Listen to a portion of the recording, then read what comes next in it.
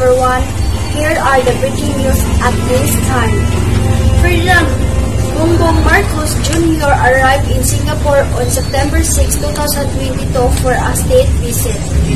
President Ferdinand Bongbong Marcos Jr. on Tuesday noon arrived here for a two-day state visit.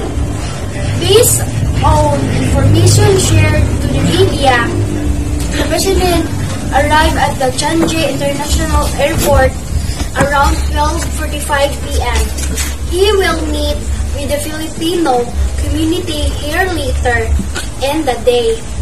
Some of whom said they hope help on easing the process of getting documentary requirements such as the Overseas Employment Certificate.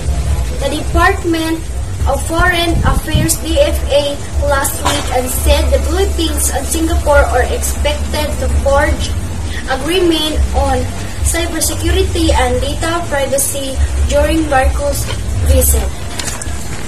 Stay tuned to ABS-CBN, ENC, DZMM Teleretio, ABS-CBN News.com and Patrol.ph for more updates.